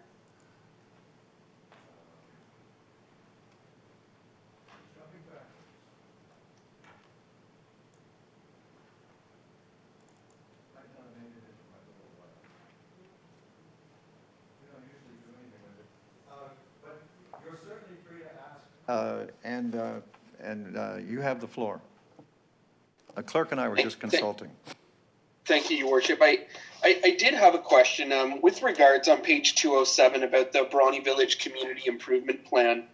The date that this report was requested was in 2015.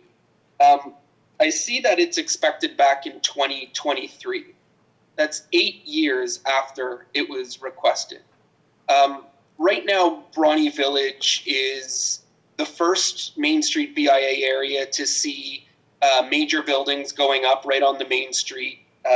We're asked, Councillor Robertson and myself, on a weekly basis about, well, what is this going to look like? What is that going to like? What's the plan for the public square, the public spaces? And I'm not sure why this takes 8 years to come back to council with to figure out what is our plan here. And by the time it comes back, I'm very worried that it's going to be too late, and that in the next 2 years, we'll have many more developments moving forward here. So I'm wondering if staff might be able to just pull back the curtain a little bit on what's taking so long, and when the residents of this community are going to be able to expect to know what is the plan with the public land and the public elements of this Main Street area, that they get to have some input on what it looks like and feels, rather than just the general townwide urban design plan. I'm wondering if we might get a little light on that. The CIO will address your question as to when the community improvement plan and its time frame. But the answers to the questions you're asking about the public space at the development and those other questions those are not community improvement plan matters. And they will proceed before a community improvement plan, as the CAO is about to explain in greater detail. A community improvement plan really goes to economic redevelopment, and I'll send you a copy of the community improvement plan for the Kerr Street area. That was the inspiration for the work that's being done behind the scenes on the Bronte Community Improvement Plan. Madam CAO, if you'd like to address the rest of the questions, that'd be good. Certainly.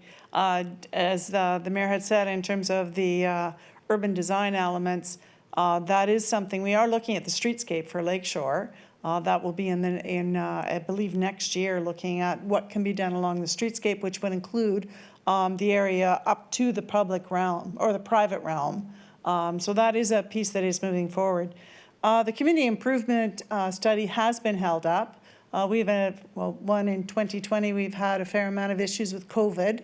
But I will also say that we've had an official plan review going on both at the region and at the town. So a fair amount of energy is put into that. And we also have some fairly significant Ontario Municipal Board, or LPAT, hearings going on as well. So the time period to do the community improvement we had put back into 2023, just enabling us to be able to get to that work and come forward with a product. I appreciate that. I didn't know that until I read this, and it was just sort of tucked away in the status of outstanding issues that it had been pushed along further. And I don't know if my council colleague Robertson had been had that brought up to her as well. But I just, these things slide, and there is a tie-in with the community improvement plan in terms of what the urban design and how that all sort of fits together. I am aware that there are different elements, and there are plans about what we want to see and how those things tie in. When we do talk with private developers and we do look at development projects, they should all tie into what our community plan is in the area. So they're not mutually exclusive, which, I don't want to say that we're being led to believe, because we're not, but there are ties about what the plan is in certain areas and other areas. And a lot of these areas are being developed or being talked to, or plans are being brought to the town of Oakville as we speak and floated. So I would just like your assurance then, Madam CAO, that we are going to make sure that we wrap our heads around this. We're going to talk to the community before the last 2 or 3 major dominoes fall in Bronte, which are going to be some major development issues, and where we want to have this plan and what we want it to look like, because the community feels like this is all an afterthought about any plan here, while development just burrows through. And they've been told a community development plan, a community improvement plan would come 5 years ago, and they're still sitting here sort of wondering where that is, and they feel like there's a lack of input in terms of where they go. So maybe there's miscommunication. There's obviously a little bit of overlap, but I think, I'm raising this issue tonight because the community is wondering, how did it all of a sudden become 2023? And we weren't sure. We were told in 2015 we'd start to work on this. So I think, that gap is very large. So thank you for addressing that.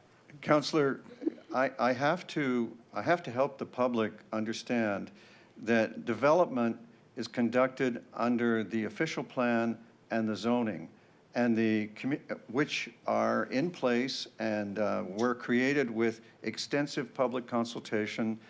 And the Bronte development is governed by the Bronte section of the official plan, which was widely consulted and widely supported in the Bronte community at the time. The community improvement plan does not do the things that you were suggesting. It is a different animal. It's not a piece of the official plan.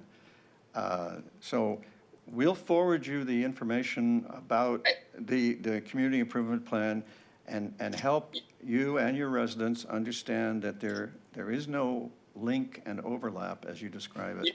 Your Worship, I do not need to be forwarded a copy of that plan. I'm well aware of the plan. I'm well aware of the documents.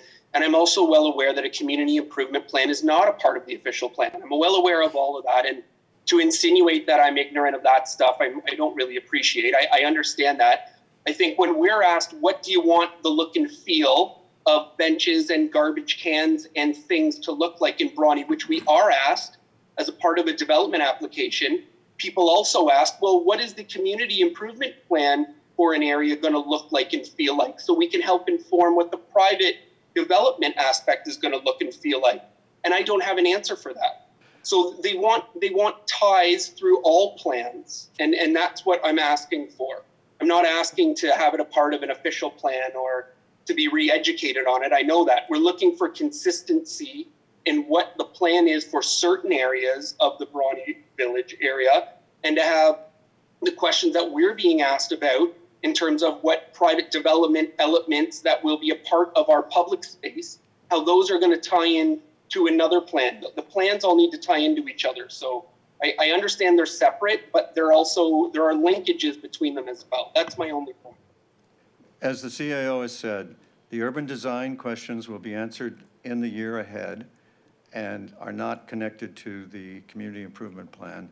And I'm delighted that you understood community improvement plans to be separate and distinct, and I regret any confusion I had about the point from you. And I hope that we found a nice common ground to go forward on. Your urban design questions are imminent, and the answers are as well. Madam CAO, is there anything to add to that?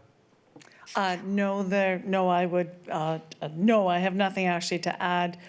Perhaps some clarity around all of the other planning pieces that we have and how they fit and fold together to deliver that community vision would be beneficial. And we'll look at putting that together so that the community has some understanding how Brawny Village will roll out sooner than the 2023 timeframe, when we'll actually look at the tool of the community improvement plan. So we will commit to do that. Thank you, Madam CAO. Councillor Duddick, thank you for your patience. You have the floor. Yeah, thank you, Your Worship. And I appreciate the fact you raised the Kerr throughout your comments regarding what we went through. And I guess I wanted to give some reassurance to the Ward 1 councillors that while I appreciate your frustration, I fully understand that's not what you're experiencing is not any different than what we went through on the Kerr revitalization process. And the very last piece of the pie we went through was the community improvement plan. Well after we had done the revitalization, the streetscaping, all the other components you're talking about. But I do think what the CAO has mentioned would be extremely beneficial to give some sort of an assurance that it's not being lost and that all those plans coordinate in together. So I just offer that. Thank you, Councillor Duddick. Councillor Knoll.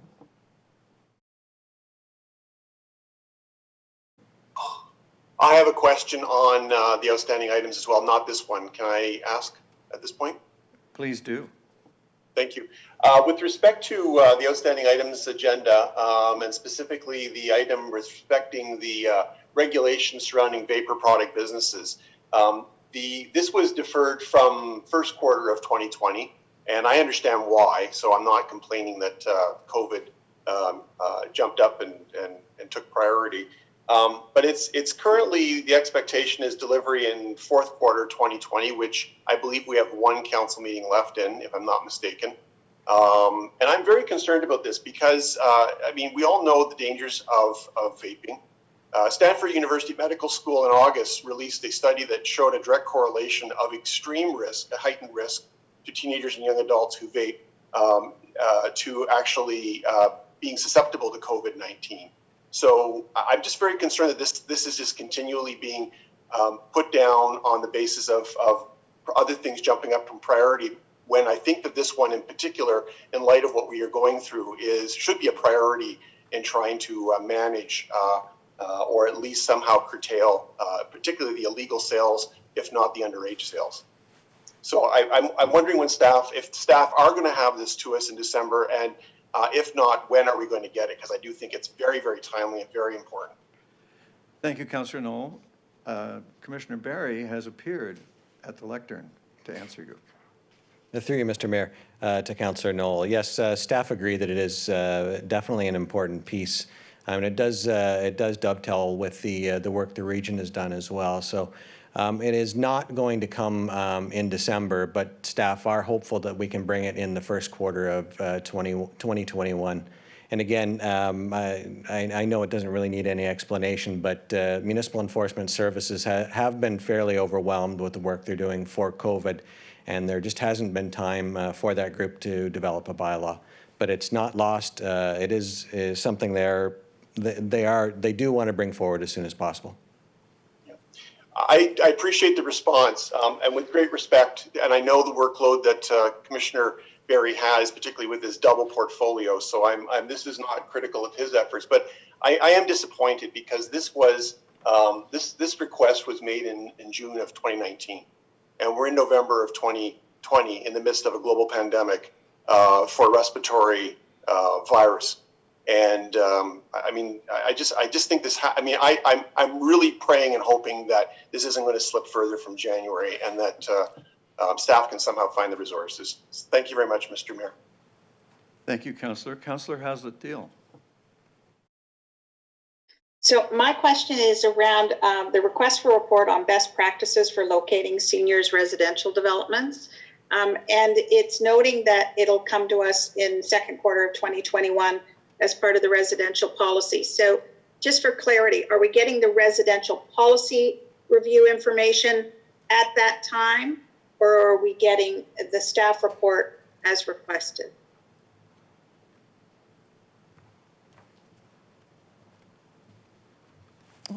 Is my question not clear? Madam CAO. No, it's very clear. I understand you'll be getting the residential report at that point in time. That's why it's phrased as that. So it's not just the one specific issue, it is also the residential component. And will it speak, thank you for that, and will it speak at all to any COVID implications in that report? I'm not sure, actually. I'd have to check with planning to see whether or not the scope of that is being included into it. I don't know. Okay, it would be helpful given it appears we're going to have some long-term care facilities developing, and obviously I have a concern in Ward 3 about the seniors area that will at some point get developed. And COVID is tragically impacting our seniors, and being able to speak to that in the design or that area would be very helpful, I think, to the public. If I can just add, I would not have been in the original terms of reference for that work, but we're finding in most of the studies we have ongoing, we've been revising our terms of reference because of COVID. It has many implications in terms of the work that we do. So we'll look at that terms of reference to see how we could add those elements in. Thank you very much. Thank you, Councillor. Council, have we reached the point where you'd like to move consideration and reading of the bylaws? Councillor Lischina moves the bylaws. Councillor Longo seconds. And the bylaws as listed in the agenda, if there's no objection, are adopted.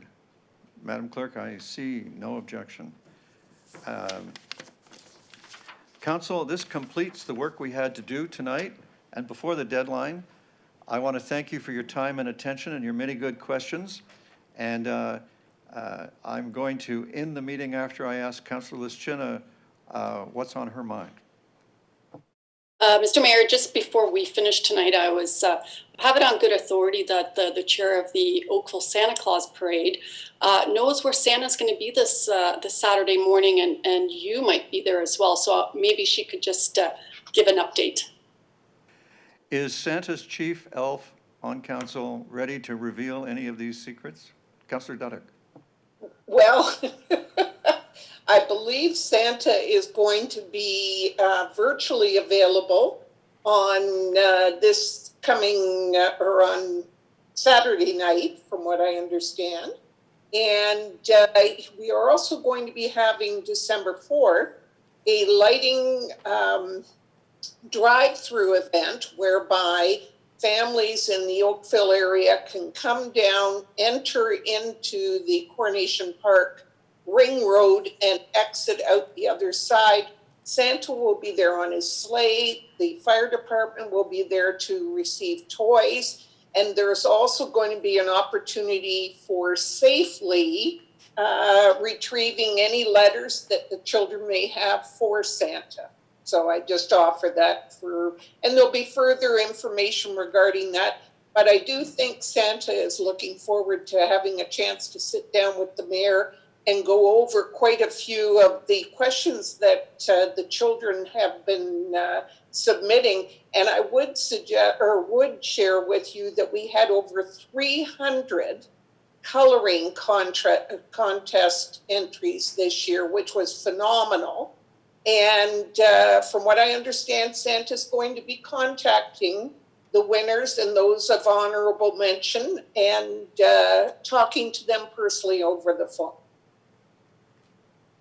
So all of you with children of the age that is susceptible to Santa, please diary that and be there. I think your kids will enjoy it. Thank you, everybody, for a lovely meeting. And having finished our business and on time with a terrific council, it's great working with you, and we are at the end of the meeting. Adjourned.